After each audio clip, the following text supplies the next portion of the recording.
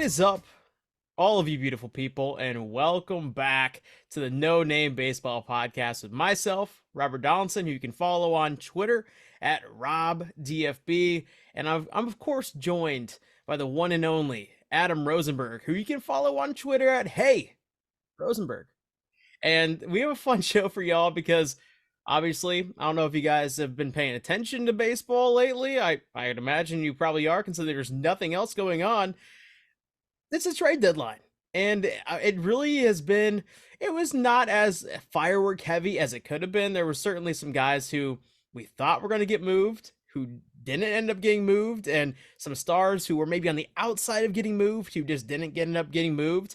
But we'll talk about all that. There's so much to talk about still.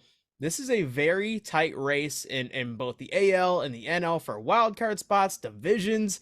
Baseball's getting really fun, folks. And if you have been following the bets lately, for me, they've been going great. For Adam, they've been going great. And that's ultimately why you're watching this podcast, because we are pretty damn good at this somehow. And Adam, when you look at kind of, what we haven't really recorded a podcast since the All-Star break until now. Yeah. Yeah. And before that, really it's more like we should stop and say, like, how you doing? Like, it's you and I had like 3.5 weeks since we did a podcast because it's been summer and we've been boating or golfing or going to all-star games or drinking beers or whatever we're doing. How you doing? Yeah, you went to Seattle, and then the next week I was in Nashville on vacation. I had a great time. I'm sure you had a great time with the All-Star game, and man, life is good right now. When the bets are hitting and you're enjoying every single moment, it's a good feeling. It's a good feeling. How about yourself, friend?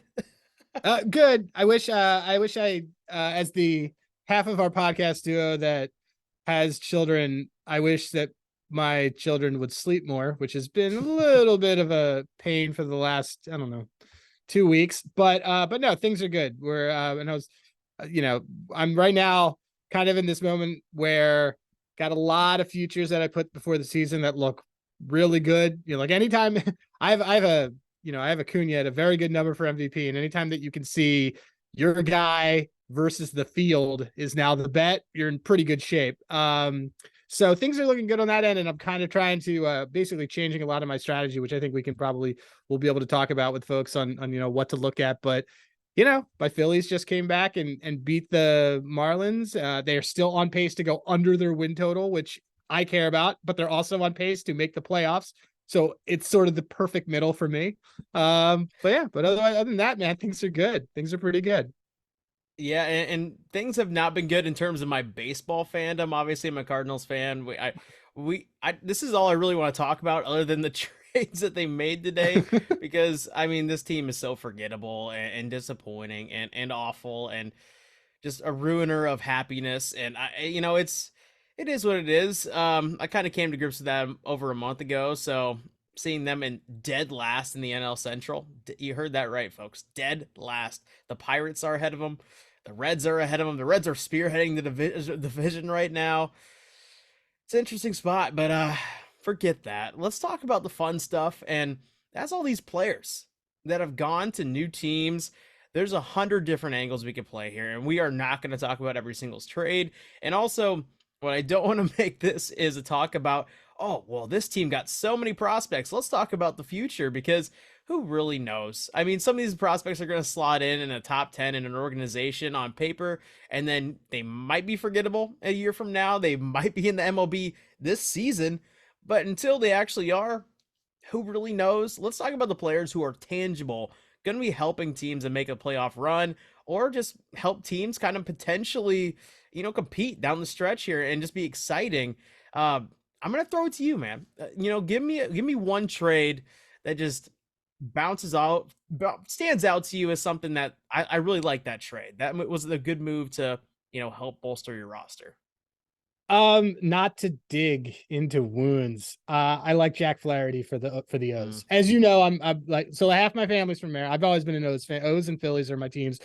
That O's team had the opportunity to probably go after Verlander or go after these big things, but they've got a real good chemistry thing going, because like that entire roster basically came up together, and throwing in a $44 million guy would have possibly wrecked that locker room in like a way that they just don't want. I think Flaherty's a really good middle between like, he's not an old veteran, but he's like, he's not a rookie either. He kind of can be that stabilizing, that veteran in there. He doesn't have to be expected to be an ace. I don't, there isn't really an ace on that team. It's kind of a couple 2-3s. I like that. I really like that for that O's team. Cause I would have liked to see them probably get, maybe a veteran, bench bat that can hit lefties, but, otherwise I think that's a good move that stood out on a team that had been pretty quiet until about 3:50 in the afternoon. 100% agree, and that actually was going to be mine because, I get to watch Jack Flaherty over the years constantly, and when he is healthy, I've always said this dude has some of the most dominant stuff in Major League Baseball because he can limit hard contact, he gets the strikeouts, and if he's taking a ball in a win-off type game, and you're going up against a really dominant lineup, if he has a good game, he is going to be like the Aaron Nola of last year in the playoffs, where Yeah. he just goes 7 innings strong, maybe 1 earned run, 9 strikeouts, 8 strikeouts. He is that type of guy when everything is going right. Now, he has his moments. 4 out of 5 games, he might be looking really strong, and then that one game, he gives up 5 earned, 6 earned through 3 or 4 innings, and you kind of are wondering where that came from. That's just kind of who he is. But in terms of the Baltimore Orioles and the rotation, that's a great guy to have with upside Yeah. because they're going to be going up against some really tough pitchers in the AL, and they are lucky to be in a good spot in terms of spearheading the division right now. But in the event that that division gets really tight down the stretch and they need a win now type of game, I think Jack is a great guy to have in that spot. Yeah, and I think also, something that I've noticed, and I'm sure you have too, the O's lately. Actually, it's weird because it kind of started at the All-Star game, with Cano, is that the bullpen looks a little tired, and they need some more guys that can give them 6 or 7, not just 5 or 6. And I think that Flaherty is one of those guys who can absolutely do that. And you alluded to it, but one of the really important things, I mean, this is an O's team, by the way, that's what, 3 or 4 games out of the best record. Actually, that's within striking distance, which obviously changes everything. But a 5-game series is very, very different than having a 7-game series. A 5-game series, you got 2 guys you can rely on, and then they can use the bullpen. Like a 5-game series is what this O's team right now is built for, because you can take Gibson, you can take Flaherty, and you can go 1-2, and then even you have to do a bullpen game for the 3rd game, you actually could do it. Bauman, some of those guys. It's I think that this really, really helps them, in a lot of those ways, specifically for how like a playoff structure is formatted, if they go there. And it's also going to take a pretty big load, I think, off the bullpen that they've been relying on a lot lately. Yeah, and what's kind of nice, at least for the Orioles right now, is I don't think that they have the best rotation in that division, or even in the kind of that range of the top 5 for the AL. But at least they do have some guys. And again, kind of going back to the point, the Orioles are only 1.5 games up on the Rays. They're only 6.5 games up on the Blue Jays. Both of those teams below them can go on a streak. And even the Red Sox right now are kind of streaking, or were streaking prior to the past 3 games. And so when you are in that type of division, it's not a guarantee that the Orioles are definitely going to be getting a 5-game series or a 7-game series at some point. They might be in a win now type of spot, and at least they're making the playoffs if that's the case, and you just need a guy who can take the ball and go get it. And I do think Jack Flaherty is that type of guy. And before he showed up, I don't know a single player in their terms of their rotation that actually was that guy. I kind of lean towards Bradish, but we've already seen Tyler Wells just get moved down to AAA in the past week Yeah, after. it's very weird the way they've been doing that with a couple of their guys, especially when they have innings limits. It's very odd that they've been doing that. Yeah, especially because this guy with the 3 ERA, right? It's Yeah. it's one of those weird things where it was an aggressive move, and we'll see how it kind of plays out. But it definitely was a shock. I mean, over the last 2 starts, he has an 11 ERA, so there's some reasoning behind it, but it's still a weird move for a team who's winning a lot of games, especially even when Tyler Wells takes the bump.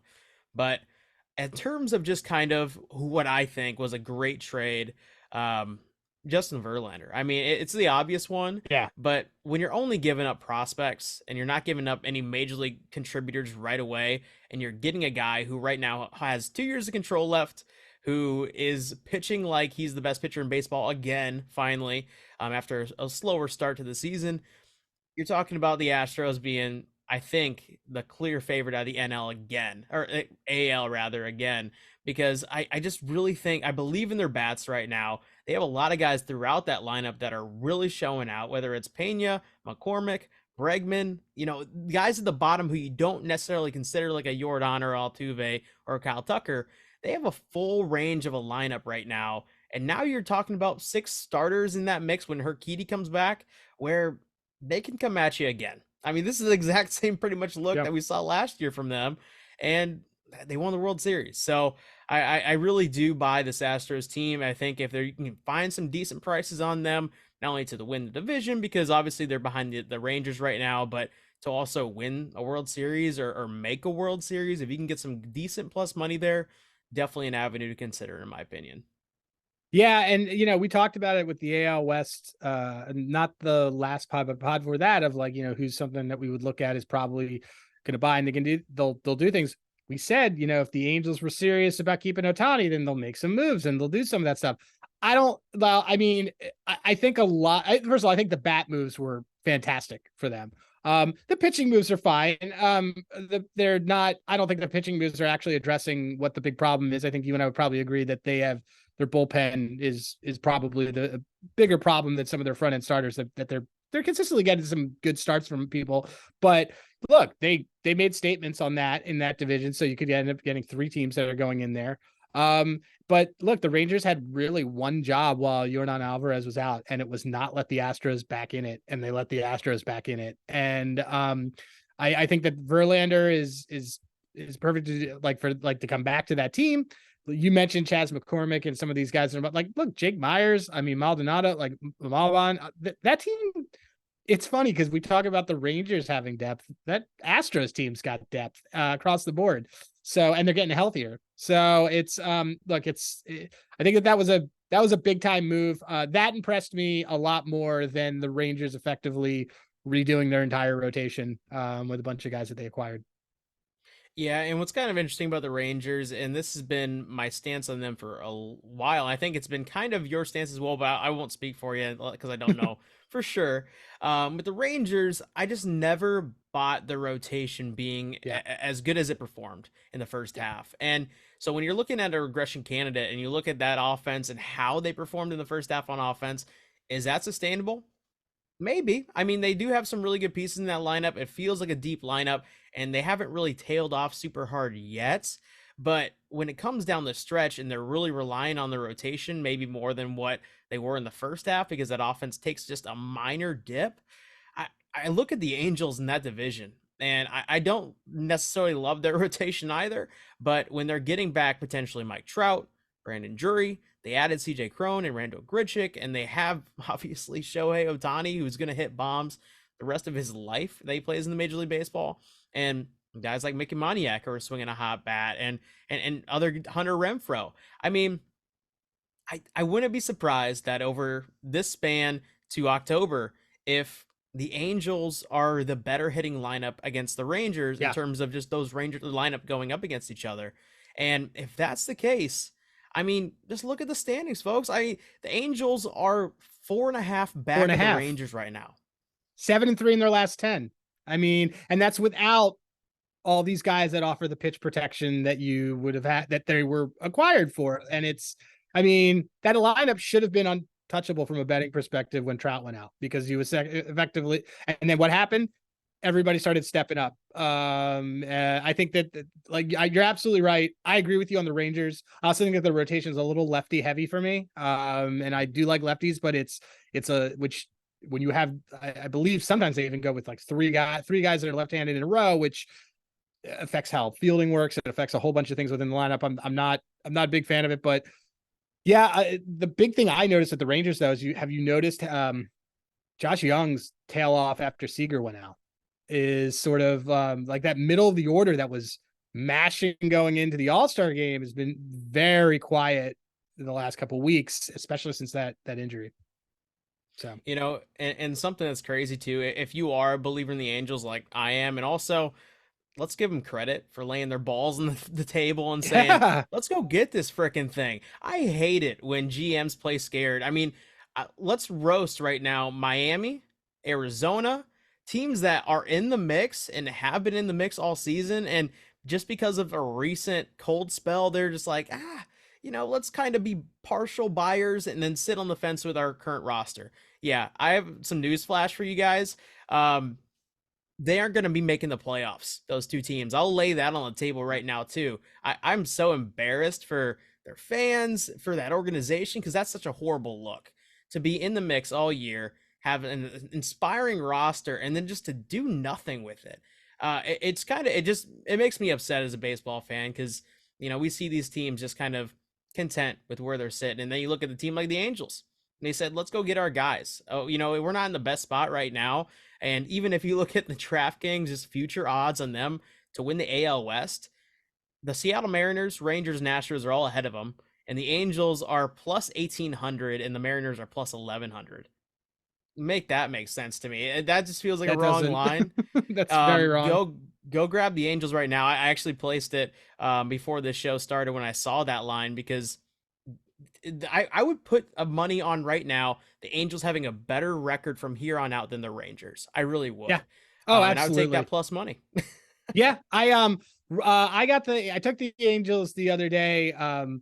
They look, I mean, I think it's probably past for like they were at 60-1 a couple 3 days ago for the AL pennant, which is way too long for a team with the best player on the planet, clearly buying yeah, right.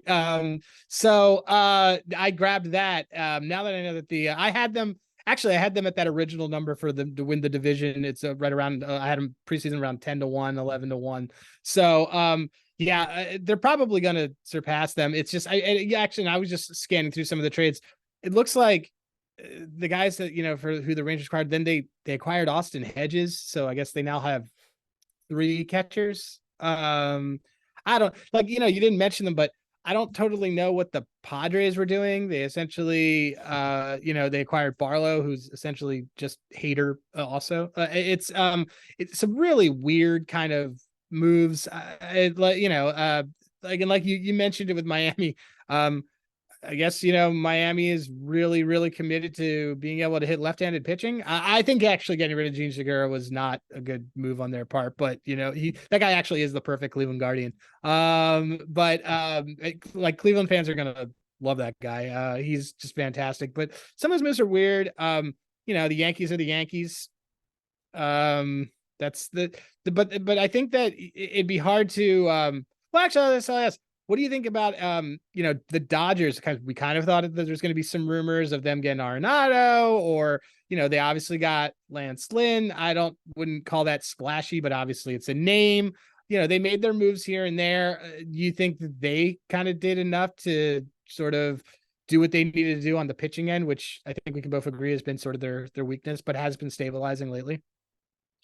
I really don't because they didn't really add anything to their bullpen, which has been kind of their Achilles heel, right? I mean, their bullpen has performed better in the second half and as over the last 3 or 4 weeks, but there's still a lot of uncertainty there. And then when you look at the rotation with Clayton out, I mean, Julio Urias has not been the same Julio Urias that we're used to seeing. Tony Gonsolin's a guy who, under the hood, just is not impressive to me, and also he can't really go deep a whole lot. I don't know, he just can't really control his pitch counts. I have an issue with guys who are really inefficient in terms of that department. And then Lance Lynn, if the game, if with Clayton on the IL, if there was a win now type of game, in a weird way, Lance Lynn would be the guy I'd want to have the ball because Yeah. he's just guy who's going to attack hitters. He's not going to be, walking dudes at a high rate in a game where you need to actually have some production and just be aggressive with guys. And then Bobby Miller, you can't. It's hard to kind of trust him right now because he's been so volatile. So I think that lineup can get it done for you guys. Like if you're a Dodgers fan, that is. But it's one of those things where I'm not a believer in the Dodgers. I haven't been all season, and nothing that they did at the deadline really convinced me to turn a page there either. I'm just also looking. The Giants are 2.5 games back. Did the Giants make any moves? They were tentative buyers. And if I kind of I just mean, kind of it's also not their scroll, kind of style, I guess. Like that AJ Pollock, right? It's yes, and funny how the Mariners quietly sold. By the way, like they were, they mm, made everyone. I mean, I think we always thought that they were going to sell, like never bought into them, but they definitely didn't admit that they were. They're like, oh, by the way, we are getting rid of folks. Like, yeah, and just kind of looking at, like you said, AJ Pollock, they had a Mark Mathias, who I had to look up because I don't think he was even on the Mariners for Mariners 26 man roster, 25 man. And then Marcus Johnson, a pitcher who I don't even, again, who knows? I don't think he was on the Red Sox MLB roster either. So they were tentative buyers. They didn't sell, which I guess that's something. At least they think that they can compete. But you want to talk about another team that just was content with where they were at? I kind of, again, I just think that thing is kind of embarrassing. And I look at the Twins as well, and oh think yeah, the exact same thing. I mean, I know their fans have to be upset again because really. they have double chance to make the playoffs, right? They have a chance to win the division, and then they have a chance to even win a wild or get a wild card spot, even if they don't somehow win the division. No, It's the just that, Guardians are literally handing them the division, yeah, like they as we really speak. are. They trade Savali away for a pack of chips. I mean, it's crazy, man. And some of these teams, I just roast their GMs on social media, please, because I'm embarrassed for them. It's just some, I don't get it. I just don't get Did they not know that the deadline was? I mean, it's now I'm looking at who the D-backs it. got. Did they not know that the deadline was today? And did they also just not know what they needed? I was wondering why they were playing like Canzoni so much, and it was obviously to get rid of him. I was like, wow, this guy's been playing all week. This guy's been playing like, and he's great. He's got pop. He's got hustle, and they traded him for for Seawald, but like okay. Yeah, it's also kind of a difference between the teams that sort of know that they want to win and teams that are just a year away from maybe being 2 years away or just like kind of thrust into this. Look, I look the like you mentioned Savali, like it's a big time. That's a smart move for a rotate. Like that is exactly addressing the thing that the Rays need, which is like, look, our the joke in Dumb and Dumber, like our birds' heads are falling off. Our pitchers' arms are falling off. They're all over the place. They're going to get reinforcements because I believe Boz is going to come back, and now they're going to have Savali. Like being able. This was exactly the reason why the Rays' ceiling was always pretty high to me. Maybe not even the division, but their ceiling overall, because they're technically got 7 arms to work with the whole time, based on how things stagger and how people come back to form. So but they went out and that was a great move for them. And I think their bats are a little quiet right now, but I think that they'll obviously pick up. Obviously, they're picking it up tonight. But that was great. That was a really smart move. And then you look at some of these other teams, and you're just kind of like, act like you've been here before. But I guess you haven't been here before, so you don't know. Yeah, and I think ultimately that's kind of where it comes down to for a lot of these teams that were on the fence of being either tentative buyers, tentative sellers, or fence sitters. And with the Dimebacks, it's just, yeah, you haven't been there before, but do you ever want to be back here? Do you ever want to do something when you are in this spot? It doesn't really seem like it. I mean, adding Tommy Pham, we talked about on this show. I mean, Yeah, Tommy Pham is kind of like an under the radar type of hitter, but and I do actually like that move. But then when you trade away Andrew Chafin for a reliever swap, and you add Paul Sewald in kind of in uninspiring fashion, it just feels like they were wanting to tentatively buy at the lowest degree possible when they could have gone out and really gone for it. I mean, when Scherzer on the market, you could have brought him back home, right? You could have brought him back home. Flaherty was on the market. Giolito was. Um, Obviously, Justin Verlander. And they had, what's Cease, crazy, everybody. Cease, and they have the prospects to get it done, most importantly. Like, that's what we always talk about, at least what I always talk about when placing future bets before the season. What teams can potentially be in the mix come trade deadline time, and then actually have the farm system to go get the guys to finish the job. And the Orioles, those were two teams I looked at and said, they have the prospects to go, even the Marlins. And I said, hey, those teams have a really good chance that if they're in the mix, they can go make trades because they have the young talent to get it done. And they're not necessarily contributing at the major league level right now.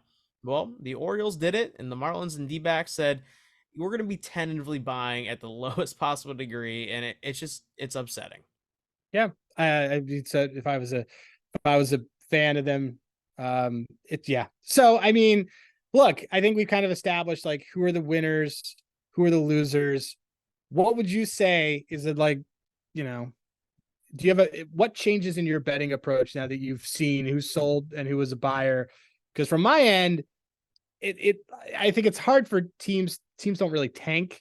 Player motivation is kind of what it is. But I definitely get a little concerned about teams, about players maybe again from a props perspective. Some guys maybe not getting all 4 at bats in games when we get to mid-August because there's young guys who are coming up and doing things. Like what kind of things do you think about that change at all, maybe on how you're betting things when you seem clearly who's a buyer and who's a seller? Well, first off, I won't be taking the White Sox in a full game money line spot the rest of the season.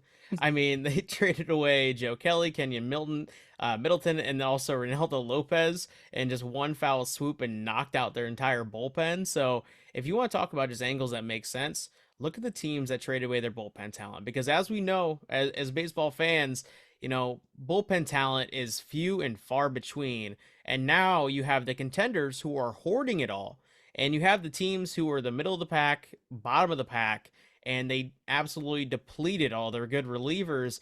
And now you expect those teams to hold on to leads when they're up by 4-5 or 5-4 rather in the 6th inning, and their starter just got bumped from the game. Yeah, right. So first 5 money lines for those types of teams. If you do like an angle on, say, the White Sox having a good starting outing, maybe some early offense, the first 5 is still in play, first 3 even. But beyond that, there are certain teams, and it'll become more clear who actually really killed their bullpen or who had some young guys maybe step up and take a responsibility and actually show it out in those bullpens. But yeah, right now, if you're looking at a depleted bullpen, you're not taking full game money lines, that's for sure. Yeah, I'm looking at I'm looking at the Royals, who I wasn't super into that bullpen before, but they were obviously like Chapman and Barlow were pretty solid and overperforming. That White Sox bullpen is I don't even know who's in it right now. That's yeah, like it's just not something that you'll be able to do at all. Oh, Yeah. So as I'm scanning through to see any of these other ones that are just kind of inching through here. So like, and this also begs the question, turning to the NL, is the Brewers made a couple quiet moves here and there. Are the Brewers in over are they is it the Reds, is it their division, or what's going to happen, you think, over there? Is it too touchy? it's so touchy, right? Because I'm on record being a full on believer ever since Tom Ricketts came out and said, "Hey, we're gonna be buyers at the deadline," even though they were like 3 or 4 games under 500. I'm a believer in the Cubs, man. And that's crazy for me to say because obviously I'm a Cardinals fan, I'm torn because I like them as a better. The Cubs as a better. But as my fan side just wants them to be miserable and their fan base to be miserable. So I'm torn that way. But in all seriousness, when it does come to money, the Cubs are the team I want my money on because I'm a believer in their rotation. I think they have maybe one of the best pitchers in all of the NL. I think they have a handful of guys who can play like that down the stretch in terms of being top 20 pitching talents in all of baseball. And then I love their lineup. We kind of talked about it before the show, but you go down that lineup and you look at even the guys that they added to it, you're hard pressed to find a single spot in that lineup where, oh yeah, they have a definite weakness. I mean, Yan Gomes, maybe not the best defensive catcher anymore, but guy is hitting some balls hard right now. Jameer Candelario at first, Nico Horner at Love second, him. Christopher Dude, Morel at third. This line, find me the spot in this lineup where you're like, that guy's replacement talent, and I'm gonna point it out and just say you're wrong.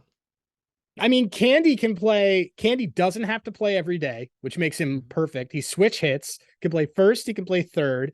You can move him around. A lot of these things are also I hate to say it, but it keeps it so that Patrick Wisdom doesn't have to be on the field, which was clearly You're not lost wrong. something. And it's just, yeah, it's like, I mean, if you're gonna say like which veteran has to sit between Jan Gomes and get Patrick Wisdom off the field. And I think I like this. I like the moves. I've been a believer in the Cubs because they've been hanging around there, and they're healthy.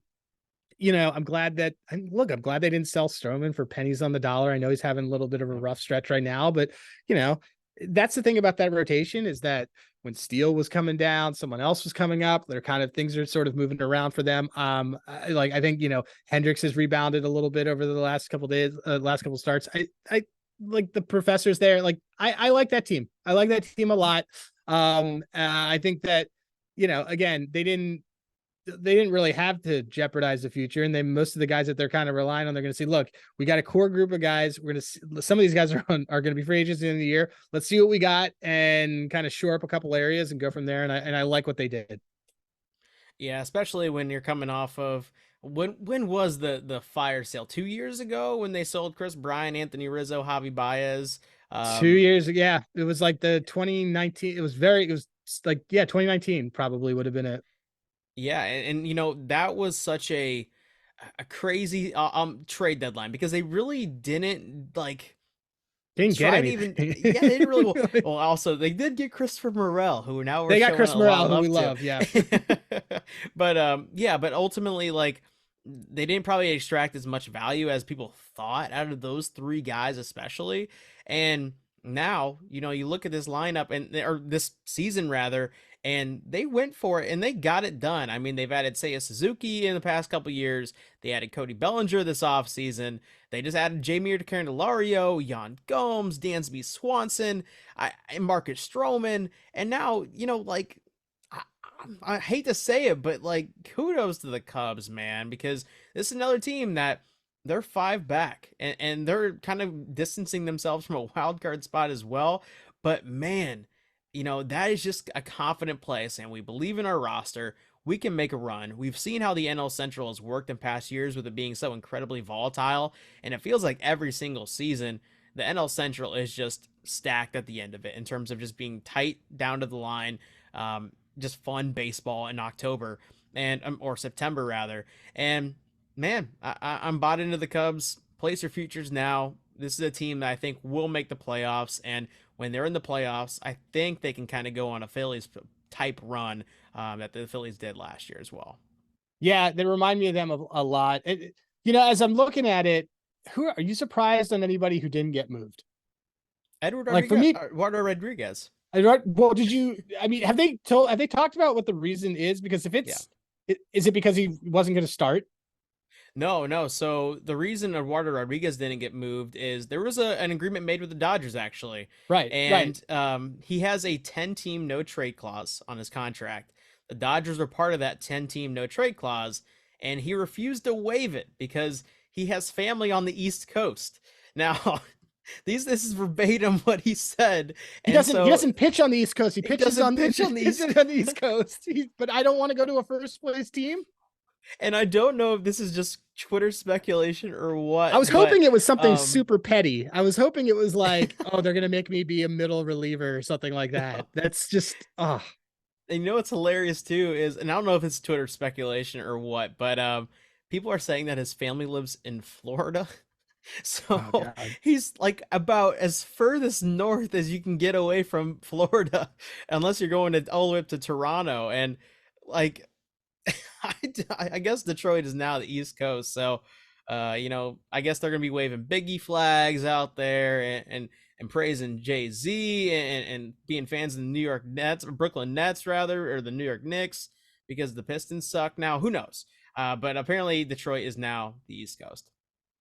Yeah, that was surprising. It wasn't listed, but I was surprised that the Royals didn't in the last couple of days. I was surprised the Royals didn't move Sal Perez because MJ Melendez is a catcher, and they clearly obviously want to build some like youth stuff. Like him getting outfield reps isn't like helping him be a catcher. Sal Perez is not their future at backstop. The Yankees could have used a catcher. Like a lot of teams could do that. And I was a little surprised. I mean, I wasn't surprised at the guys that they got rid of, but I was surprised that they didn't find a way to move him. But and then I look at that organization, how they handle a lot of their talent, and then I'm also not super surprised on certain things. So that was just something that kind of stood out for me. I definitely think, for my Phillies that they Dombrowski was definitely having one of those wait that's today type of things. Yes, this Lorenzen. I like Lorenzen. I mean, that deal came in late. I think it's fine. I like Lorenzen. I don't think it's. I mean, it's to me, it's the same as when they got Kyle Gibson a couple of years ago. I think it's the same type of situation. Um, but yeah, it's look. There's still a lot of baseball left. And there's still guys that are playing for contracts, playing for pride, playing for all that. It's not like the NFL where they're just kind of gonna just phone things in. There's way too much baseball left for people to do that. So yeah, I think that there's a lot of things to look at over the next month and a half, 2 months.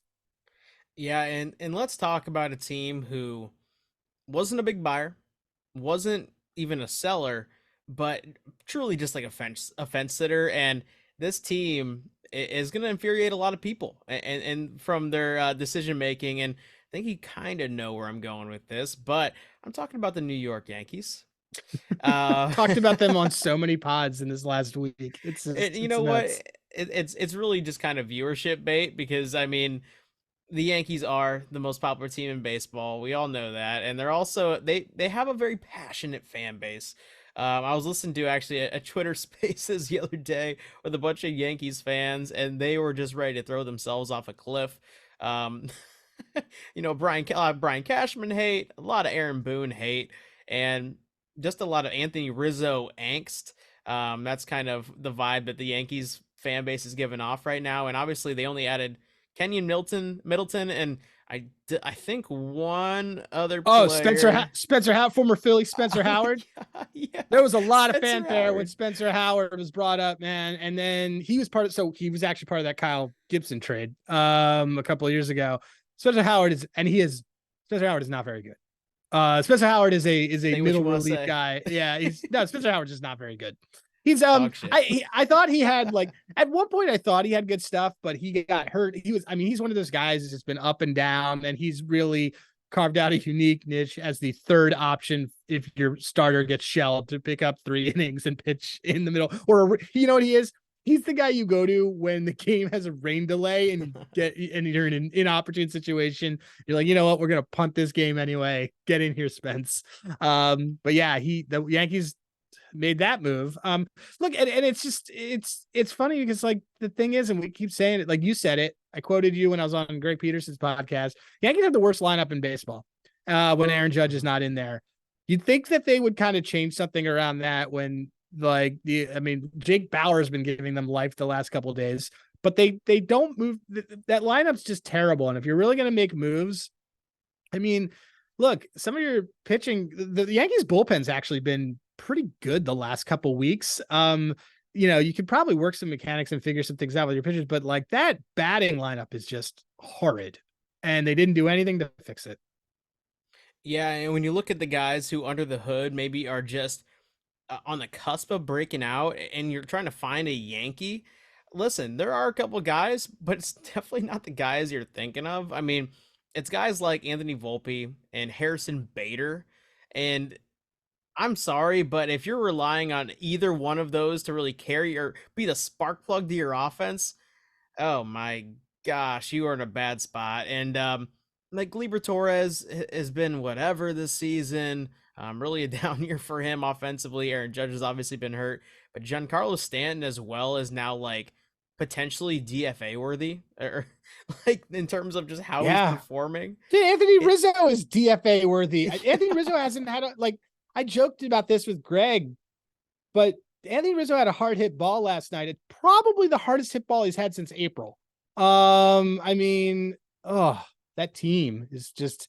I don't have as much Harrison Bader hate for you. I also realize that you do probably personal things with that, but like he does when he's used correctly in that lineup, he actually helps out and does things. But oh yeah. yeah, the rest of but Stanton is they're all. Ugh, I'm glad I'm And not a listen, Yankees fan. yeah, and listen, let me correct that. Like, I do like Harrison Bader. I think he's a Gold Glove defender. I think he's the best center fielder in all of baseball defensively. From a hitting perspective, obviously he's got the wheels to steal bases. But he just has a propensity to go on really long cold stretches and strike out because he has this just weird angle of his swing path that is super reliant on just pitches up in the zone or hanging breaking balls. And if you do throw him pitches down and away, he just Ks quite a bit. And it's just very annoying as a fan to watch because you never really know during a given month what you're going to get from Harrison Bader. But in terms of just being, if he's like your eighth, ninth, or even seventh hitter in a lineup, like that's a pretty solid 7, 8, 9 guy to have at the bottom of your lineup. But he is probably performing like the fourth best hitter in the Yankees lineup right now. And that's including Aaron Judge. And man, just an ugly lineup. They didn't add anything. They're relying on Jake Bauers. I mean, who knows? The Yankees are just awful, and they are going to fall off a cliff, and Aaron Boone's going to get fired after this season's over. Yeah, he is. So I want to switch things up. I don't have, normally at this time we would have trivia, but instead I'm going to ask if there's, over the last couple of weeks since we haven't had a pod in a few weeks, is there a particular bet that you've had that you're very, very proud of? And then I have a question that I know is on the mind of a lot of our listeners. First, I want to ask you if there's been a bet, a win, or even a loss. Could have been a loss that you were just, I'm so proud of doing that. Has there been one that you've had that stood out over the last couple of weeks that you've been very proud of, that you were like, yeah, oh yeah, like you just kind of, there's been a handful because I've been hitting a lot of home run props lately. Yes. 8 of the last 10 days we've hit a home run prop, and most of them, actually all of them, are above plus 40 or 450 and beyond. And recently, I think it was on Saturday, Tim Anderson's first home run of the season. He launches one in his first at bat, 2 pitches into the at bat, and it's absolutely missiled for 435 feet or something crazy. Oh, he crushed. He annihilated that ball. But calling it a plus 750, I felt so proud of myself because I'm like, he had all these at bats all season long. He could have hit a home run in all of them, but I just had a good feeling that in this specific at bat, in this specific matchup, he was going to tee off, and he did, and he made me very happy. So I'd go with that. No, one. That's good. That's good. I've had a few that have been so like as we've gotten down to like the second half of the season, like I've shifted my strategy and I'm kind of doing a lot less plays and a little bit more focused, but like I'm moving my stake into 3 to 5 plays versus maybe 5 to 7. It was really, really, really happy with Brandon Lau home run call that I had last night, which like I felt the same way because this guy, all the stuff was moving the right way and the dude teed off. But there was a play of yours that I didn't tail. It was a couple weeks ago. It was a very, very impressive show of power. It was one of your home run calls. I got to know, and our listeners got to know, Joey Meneses, who has always had the ceiling to be that 20-80 guy. He's actually, I believe he leads that club in RBIs. This season, he's been a big RBI guy for them. Dude goes on a power surge, hits 2 home runs in a game, 3 in 4 days, has an incredible weekend. I got to know, we all got to know, what made you, when everyone in the world's on the Lane train, and for good reason, Lane does his thing and like Handy does his thing and those guys do that. Tell me about the thought process on getting to Joey Meneses without you don't have to give too much secret sauce, but how did you get to Joey Meneses in a week that if anyone looks at, they're like, was this guy juicing? What, did this guy just have changed his cereal this week? This was crazy. Cause literally this guy had gone 20 games without a home. Like it was nuts. And he has that ability, but I really got to know this one. Yeah, there was a lot of things that were just building up to be the perfect day. It just felt like it. And the day you're talking about, he hit a home run in the first inning, and then he also hit one later in the game as well. Yeah. They were playing the Rangers. They were going up against Corey Bradford, and fading Corey Bradford when he was in that starter mode. Now he's kind of an opener, but he initially was going 4 or 5 innings or 280 to 90 pitches. I was thinking maybe Joey Meneses can get 3 at bats against this guy. You only end up getting 2, but that was part of it. So the Bradford Meneses matchup was definitely intriguing to me. Then also, did he have history? Sorry to interrupt. Did he have history against? Has he hit against him before? Or was it just a good matchup? Right. It was just a swing path against the type of pitches that I'm expecting Bradford to throw. And it was a changeup where he teed off on it 88 miles per hour and that ball went flying. And what's also kind of interesting about that game, 8-mile-per-hour breeze going out to left center field. So it's fitting kind of Joey Meneses' pull patterns.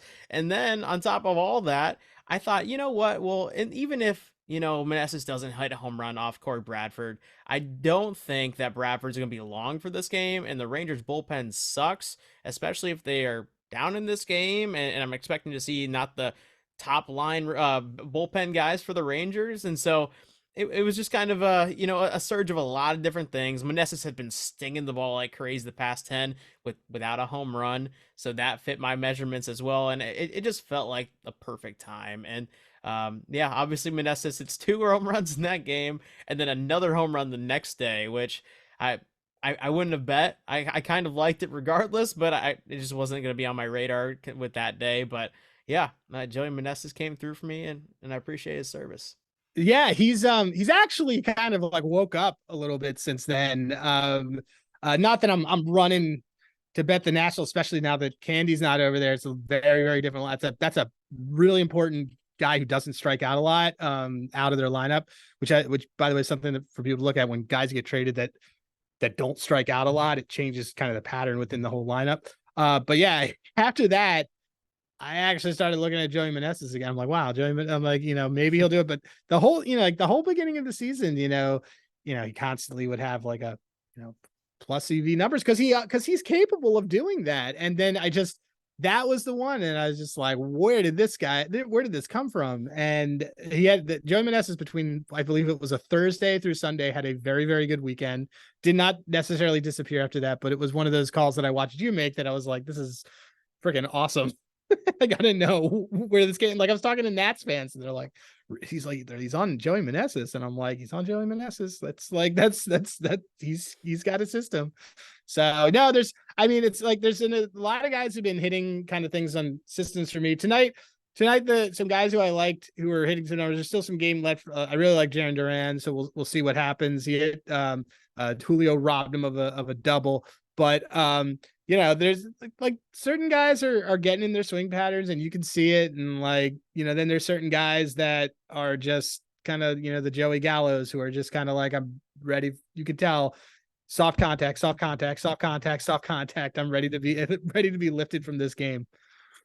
And while we're kind of talking about the Nationals too, and I you kind of brought it up a little bit, but they actually not only a little bit, but they only dealt Jameer Candelario at this deadline. And what's really interesting about that is I don't think that signifies, we believe in all these guys. I'm sure they tried to field offers on guys like Patrick Corbin and Trevor Williams, but this is a team that in the second half, when young guys are starting to come up from all these trades they made over the past years, they have a good farm system as well. And now they've added even more prospects to that mix. Watch out for the Nationals to actually be a sneaky damn good team, along with the Detroit Tigers, who didn't trade Eduardo Rodriguez. His family's close by, obviously, in Florida.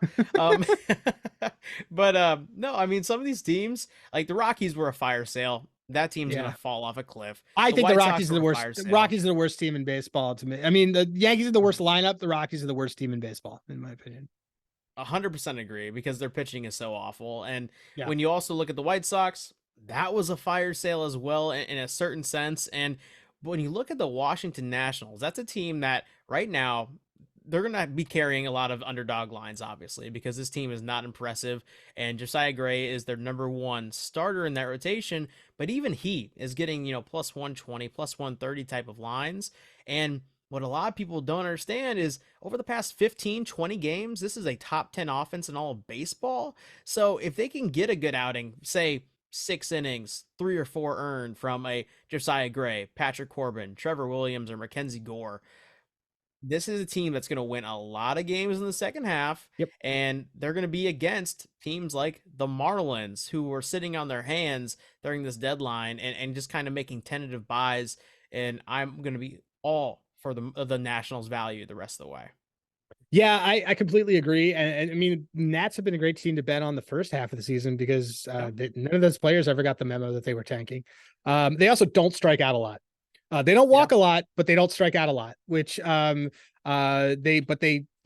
will consistently get guys that can really zing the ball. I also think that the move of CJ to the top of the order, while it immediately hurt Lane, like for a good solid week Lane Thomas was not doing well in that 2-hole. I thought that moving CJ was great for that entire order. I haven't looked at what their orders look like. They've been playing great the last couple of nights, obviously against the Brewers. But I completely agree. Like, there isn't anybody, even Patrick Corbin on his bad days, it's not blow up bad. It's not Corey Bradford bad days. It's not blowing up. There's a lot of value on that team, and that team, even if that team plays remotely close to the way they did the first half of the season, which, look, fine, they're like a 65 to 70 win team. Those guys don't know that, and they're playing it every night. And they're doing really well. Like, there's a lot of guys on that team who I think at any given night, like the Stone Garretts of the world, the Alex Calls, like all these guys, like there's a lot to like about that Nats team. The Nats team, I don't think that it's like kind of like the O's a couple of years ago, or like 2 years ago, but there's a lot of exciting young guys on that team to watch over the rest of the season. Yeah, and right now they're 18 games under 500. So, and the perception of them coming into the year was that they're going to be bad anyway. So now people feel vindicated. They're going to try to fade them with these teams that became power teams at the deadline, and also just the Braves in general, who carry minus 300 lines against these types of teams. I mean, there's going to be a ton of value, but other than that, Adam, I mean, we talked about a lot. I'm sure, obviously, we're not done talking about how these moves are going to play out, because we need to see them actually in effect. I think that's the biggest thing is, yeah, maybe a Verlander to Houston is a deal that we can easily predict, because 6 months ago that was reality. But other than I don't even know if he that, sold his house. I don't even know if he sold his house there. I guarantee you he has. I guarantee you has. But yeah, I mean, it's just, we have to see these moves transpire, and there are certain teams that we're bullish on right now that we might not be bullish on 2 weeks from now. We just got to watch how these things play out, and ultimately that's why I love baseball, because it always keeps you on your toes. There's always value to be had, and if you keep watching the pod, I think we can extract some. But Adam, any last notes to end on here as we kind of wrap up this MLB trade deadline episode?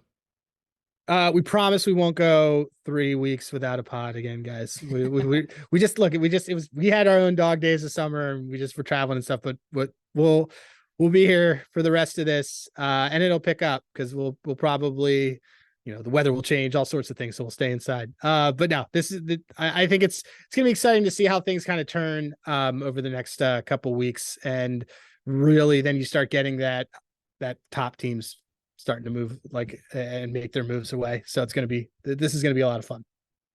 Yep, this is the peak baseball time right now for me, at least, because this is where seasons are made or broken, and I'm excited. I love seeing how this plays out down the stretch leading into the playoffs. I love the playoffs, but this is my favorite period of the season, to be honest. And with all that being said, y'all, you can follow us on Twitter, for me at RobDFB, and for Adam at Hey Rosenberg. And as always, y'all, thank you for tuning in. If you want to drop a like on this video, subscribe to the channel, or give us a rating on Spotify or Apple Podcasts or whatever else, go ahead and do that. We always appreciate it. And with all that being said, y'all, we will see you in a future podcast. Take it easy.